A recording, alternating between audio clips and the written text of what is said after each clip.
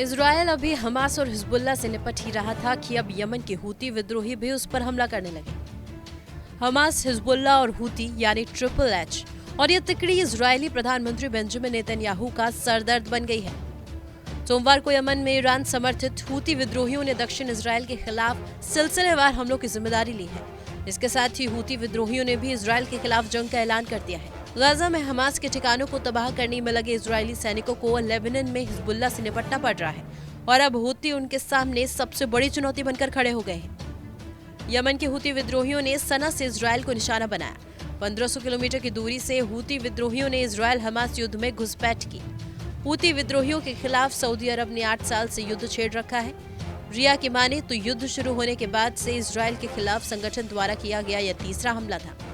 इस हमले में मिसाइलों और ड्रोन के साथ इजरायल के खिलाफ आगे भी हमले करने की कसम खाई। रॉकेट लॉन्च होने के साथ ही इजरायल के एलियट में सायरन बजने लगे। एरो एयर डिफेंस सिस्टम की मदद से उन्हें रोक लिया गया। कहा जा रहा है कि इजरायल के फाइटर जेट्स ने हूती विद्रोहियों की तरफ से भेजे गए जेट्स को भी गिरा दिया। हमास और हिजबुल्लाह तीनों को ही इजरायल के दुश्मन ईरान का समर्थन मिला हुआ है। हूती विद्रोहियों ने साल 2014 में यमन की राजधानी सना पर कब्जा कर लिया था और देश के बड़े हिस्से को नियंत्रित किया था। वो हमास के साथ इजरायल के खिलाफ प्रतिरोध की धुरी का हिस्सा है। इजरायल के नेशनल सिक्योरिटी एडवाइजर तजाची हानेकबी ने कहा कि हूती हमले असहनीय थे। हालांकि जब उनसे इस पर विस्तार में बताने को कहा तो उन्होंने मना कर दिया।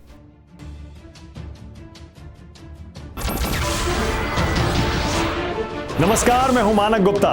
अगर आपको हमारा ये वीडियो पसंद आया हो तो इसे लाइक और शेयर जरूर करें और हाँ, हमें सब्सक्राइब और फॉलो करना ना भूलें ताकि आप देश और दुनिया की कोई खबर मिस ना करें। तो जुड़े रहिए हमारे साथ और देखते रहिए न्यूज़ 24।